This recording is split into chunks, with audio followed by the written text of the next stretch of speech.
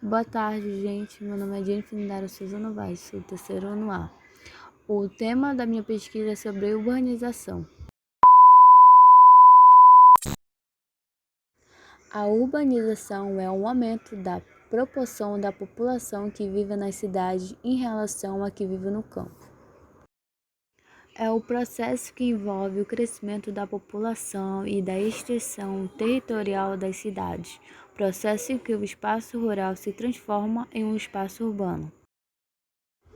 Com a industrialização, as cidades modernizam-se a passar a subordinar o campo, que se torna dependente do meio urbano para o reconhecimento de máquinas, aparatos tecnológicos, mão de obras qualificadas, conhecimentos científicos, aplicando a produção, entre os outros elementos.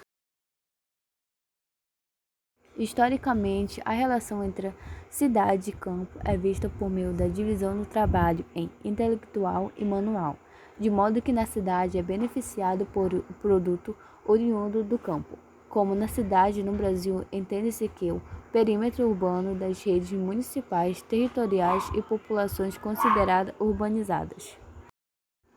O eixo do rural corresponde ao processo de imigração de uma população que mora no campo para a cidade.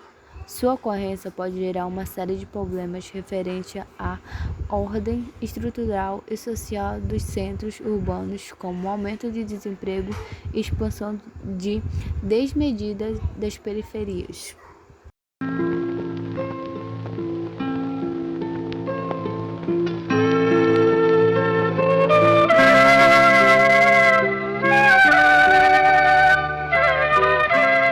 Até há poucos anos, a maior parte da população brasileira vivia no meio rural. Nas últimas décadas, porém, o processo de urbanização se acelerou e desde 1970 a maioria dos brasileiros vive nas cidades.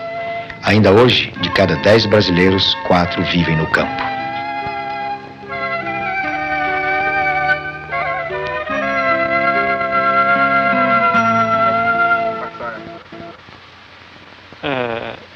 Olha, a gente, desde que eu saí da escola, eu já me conheci como lavrador e sempre renovando aquelas esperanças de um ano para outro, de sempre progredir, sempre melhorar, mas para o pequeno agricultor, olha, é difícil, viu?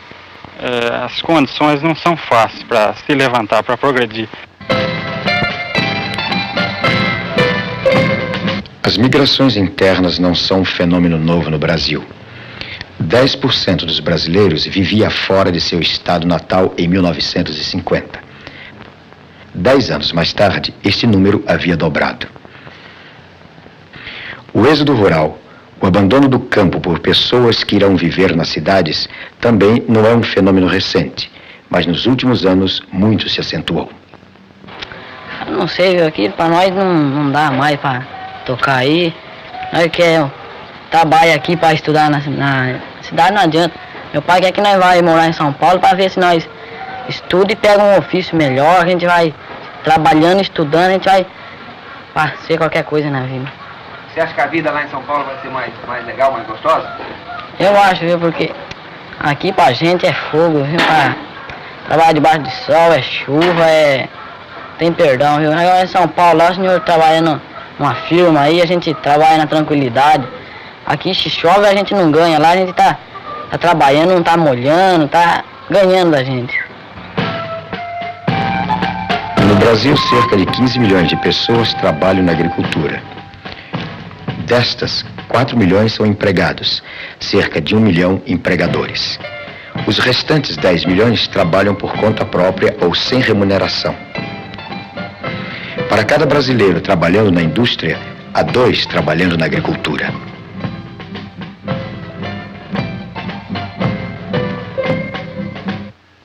A maioria dos homens do campo vivia junto ao seu local de trabalho. Ao formalizar as relações de trabalho na atividade agrícola, o Estatuto do Trabalhador Rural causou uma mudança na mentalidade dos proprietários. A gente não pode ter a família, é um problema que a gente tem pode adquirir tendo às vezes um parceiro, alguém para ajudar na propriedade. E como tem surgido casos aqui de dar sérios problemas. Então, se voltasse como antigamente, tempo de colonos, essas coisas, então eles tinham mais liberdade com a gente com eles, não tinha esse problema de tempo de serviço, você tinha mais confiança entre o agricultor, o proprietário e o trabalhador, o empregado. Quer dizer, hoje eles ficam na propriedade da gente, mas já visando de amanhã ou depois receber aquele tempo de serviço. Quer dizer, isso dificulta muito para o pequeno lavrador. É justamente isso. Se a pessoa der inteligência, ele não arruma nada. Por quê? É só esse negócio de lei, né? Porque ele vê que a pessoa é inteligente, então eu falo, esse inteligente aí eu não posso aproveitar dele. Eu vou aproveitar dele como ele é inteligente. Eu estou aproveitando, ele está guardando tudo. Depois ele me sorta tudo isso aí, ele vai me fazer uma reclamação, eu estou perdida. Porque um fazendeiro com nome sujo é muito sujo. Um fazendeiro, um situante com nome sujo numa delegacia, ele é sujo mesmo. Então quer dizer que eles têm aquilo, né? Eles não ajustam a gente dessa. Quando eles veem que a pessoa é ativo, que compreende a lei, eles não ajustam. Não, eles não dão serviço.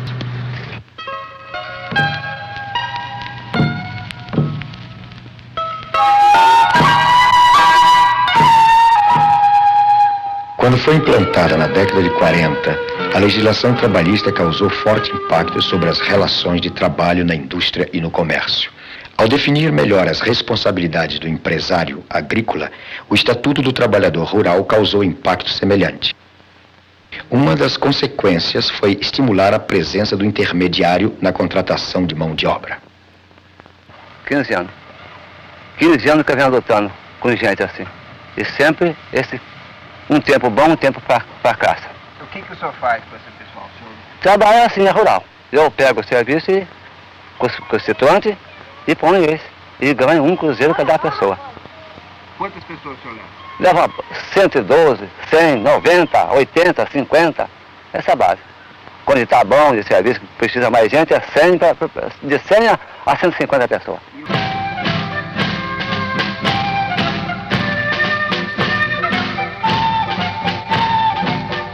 Nessa nova condição de trabalho, o serviço destes homens é requisitado conforme o calendário agrícola e depende de uma série de fatores que lhes são alheios. Deu uma parada por causa do tempo, estava dando uma broca na lavoura, e os patrão achou que não dava para continuar mais.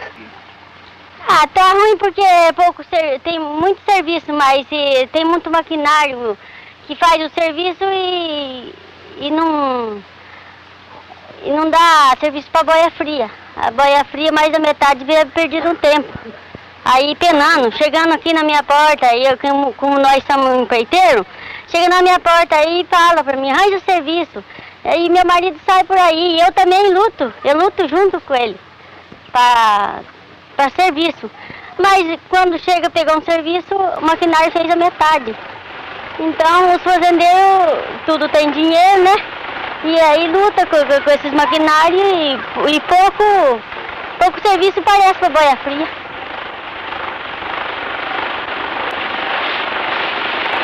Desenvolvidas em países altamente industrializados, as máquinas agrícolas efetuam, com auxílio de poucos operadores, tarefas que anteriormente obrigavam o emprego de grandes contingentes de trabalhadores rurais.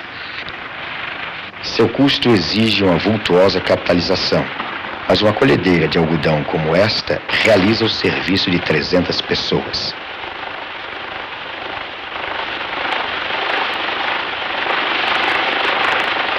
Em 1946 havia no Brasil 6.000 tratores agrícolas. Hoje o país fabrica 60.000 tratores por ano.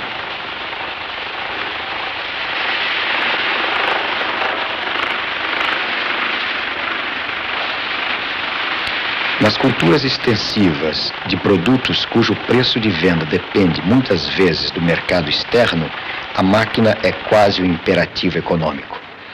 Mas, de outro lado, sua utilização reduz o mercado de trabalho, afetando assim o escasso rendimento dos assalariados rurais.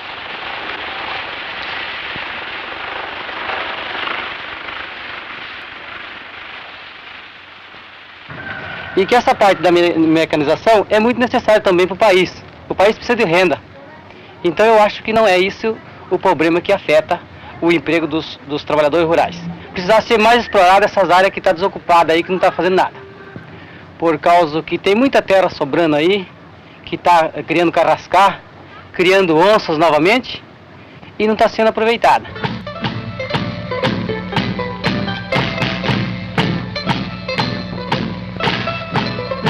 Também a pecuária, transformando em pastagens áreas cada vez maiores de nosso território, contribui para diminuir as oportunidades de trabalho no meio rural.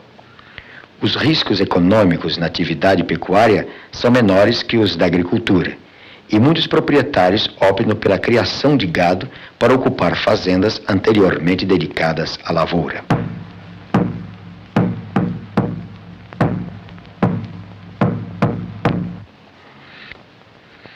Dispunham os brasileiros primitivos de casas e terrenos em quantidade muito superior às suas necessidades. No que toca à repartição de terras, cada pai de família escolhe algumas geiras onde lhe apraz e nelas planta suas roças. E quanto a isso, de heranças e pleitos divisórios, são cuidados que deixam para os demandistas e avarentos da Europa. Este quadro, descrito por um viajante do século XVI, com o passar do tempo foi se modificando, e as culturas extensivas levaram a uma crescente concentração na propriedade da terra.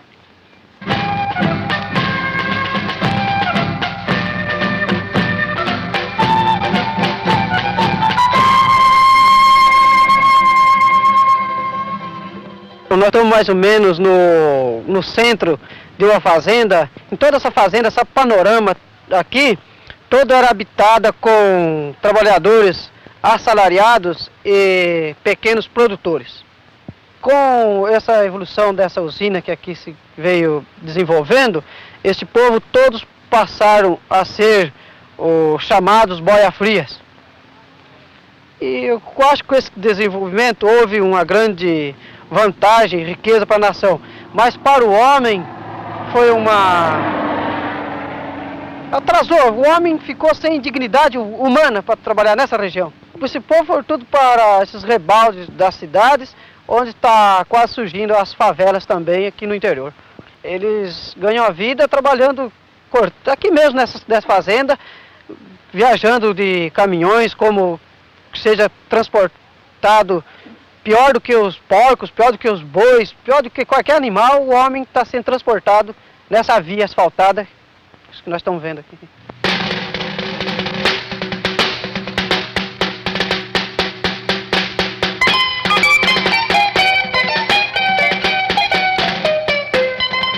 É tudo ruim. Pra começar tem que sair cedo, né? Chegar tarde, tudo. Não dá pra trabalhar na roça. Quantas pessoas vão no caminhão?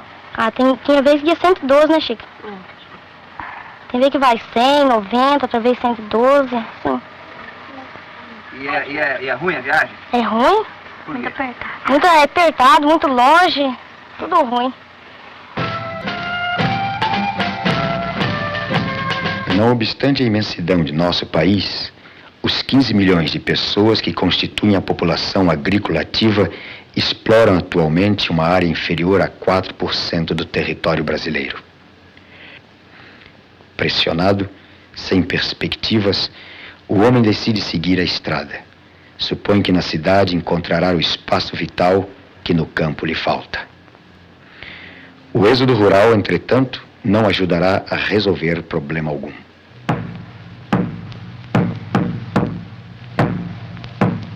Boia fria resolve o problema? Não resolve, não resolve. Por quê? É difícil, por causa que eles são uma gente com menos esperança do que a gente ainda, porque eles têm aquele salário deles e sabem que eles vão ficar a vida inteira naquele, então quer dizer, eles não se preocupam em fazer render o serviço da gente, eles vêm para cumprir o horário, tanto faz eles fazer bastante como não fazer nada, quer dizer, para eles não interessa o que eles vão deixar de lucro para o patrão. Quer dizer, o boia fria quebra o galho, mas não resolve o problema da gente.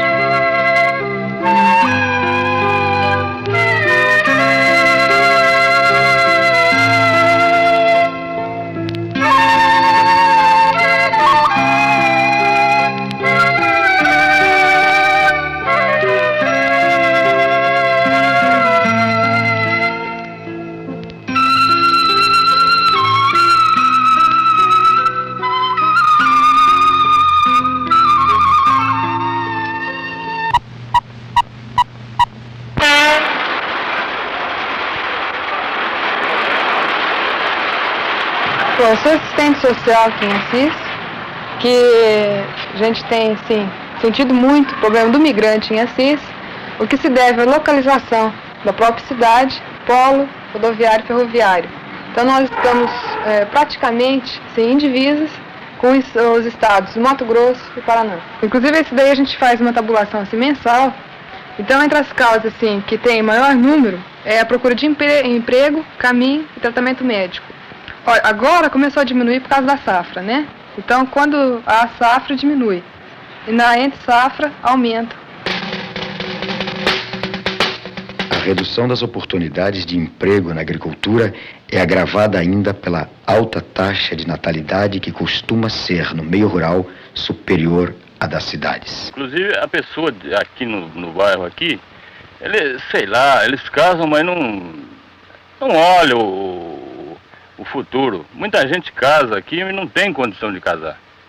Não tem o seu pé de meia suficiente para casar, porque atualmente a vida aqui na roça não está fácil, não. Sei lá, eu já sou totalmente diferente. Eu quero fazer o pé de meia para depois dar um padrão de vida suficiente para a mulher, porque casar de hoje em dia não é fácil. E se a pessoa não tiver um sitinho, assim, uma propriedade própria, para viver do ordenado, não é fácil, não.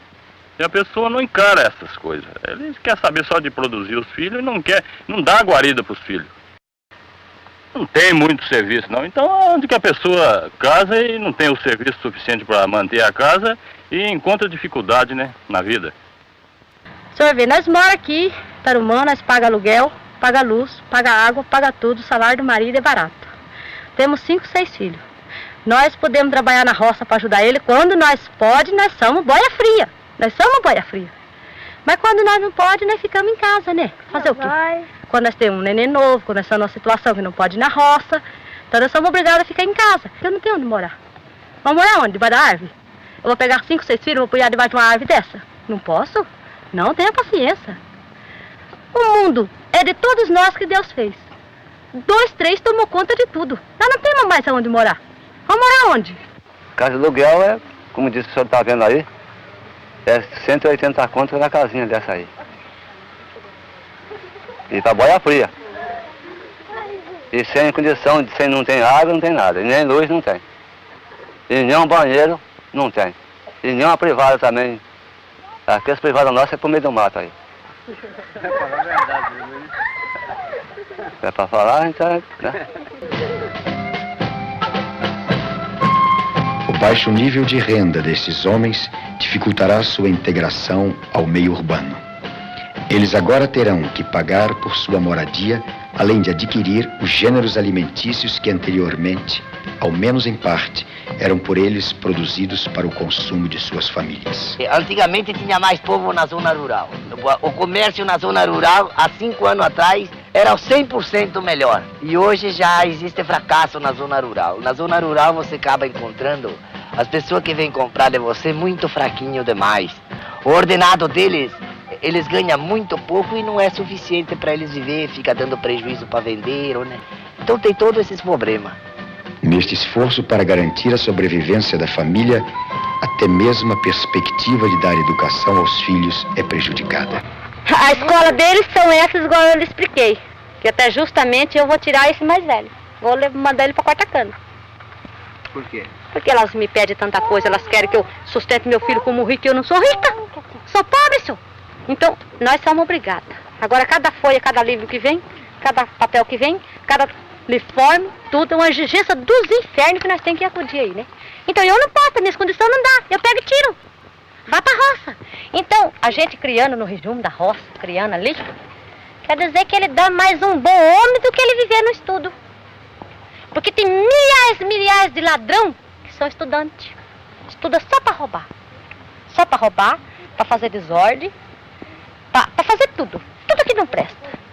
Eles estudou para aquilo, né? Quer dizer que a vida na roça, a senhora acha que é mais saudável para... Ela é mais penosa. O senhor vê, é uma vida sacrificada, levanta à madrugada. É frio, é sol, é chuva. Mas é uma vida que o sujeito tá ali derramando suor. Ele sabe o peso do corpo dele. Ele sabe quanto que ele derramou. Ele sabe quanto que o pai sofreu para criar ele. Então ele cria um homem honesto. Ele cria um homem do trabalho. Um homem que ele reconhece o que é a lavoura, ele conhece a lavoura. Procura um estudante que ele conhece da lavoura. Eu conheço. Eu conheço até quando vai dar bicho no algodão. Eu com 7 anos meu pai me pôs na roça. Meu pai não me deu leitura. Eu carpo, eu tombo terra com animal, eu grateio, eu risco, eu planto, eu pinto as canecas. O que me ponhar na roça, eu roço, dou homem, eu derrubo mato, eu faço tudo. Não tenho leitura nenhuma. Mas pertenceu ao lavoura, eu conheço tudo.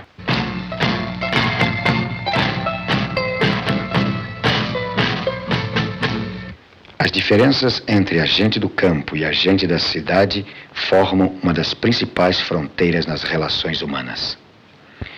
A cultura que estes brasileiros possuem é ligada à terra e será de pouca valia no meio urbano. De outra parte, a agricultura é capaz de dar emprego a grandes contingentes de mão de obra. Mas a menos que a fixação do homem à terra seja estimulada, o êxodo rural deixará desertas grandes áreas de nosso território. Os mesmos fatores que debilitam a economia do assalariado começam agora a pressionar os pequenos produtores. Continuar assim, eu acho que se eu puder comprar mais, eu tenho que comprar, senão tem que vender, porque nesse pedacinho, daqui a uns anos, não tem condição de sobreviver mais. Por quê? Porque não tem mais condição de tocar, né? Acho que a lavoura não está dando, outros já pegam um ramo na cidade, vendem o que tem, outros já não podem sobreviver mais no pedacinho de terra que tem, né? E eu fiquei na fazenda, que eu era o responsável, sabe? Eu era meieiro e responsável, porque o patrão era japonês, né? E eles não sabiam do cafezal, e eu que tocava. Mas como deu a geada, meu irmão mais velho foi embora. Comprou uma casa por 20 mil, né? E foi ali o menino dele ganhando daqui, meio de pedreiro, a coisa, até colocando os meninos. Hoje estão ganhando mais de 6 mil. Eu sou analfabeto, né? Curto de vista. Né? Agora eu tenho esperança dos meus meninos, que eu tenho 5 homens. Um com 19, outro com 17, outro com 16, né? Outro com 15. A caçula minha, que é a menina, tá com 11 anos. Vamos esperar por eles. Eles vão se formar para eles trazerem qualquer coisa para casa. Vamos ver se nós não passamos fome. Acredito que não, né?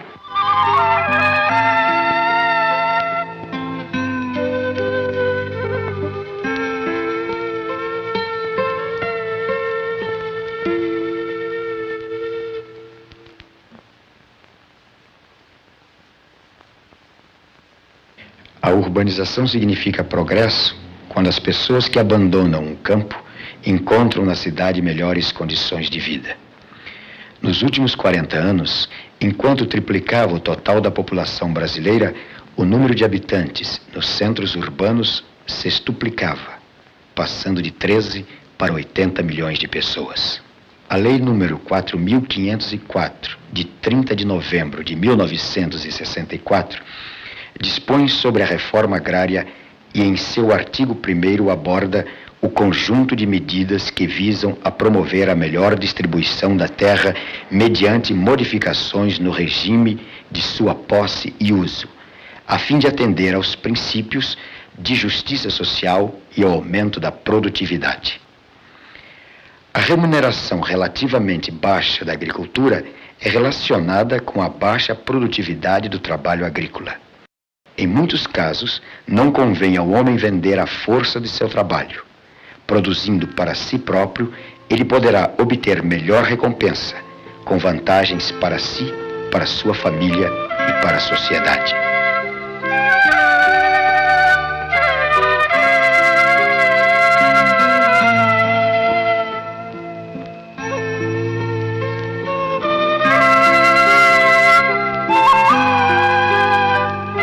Aonde irá dar o caminho que conduz o homem para longe da terra do seu próprio país?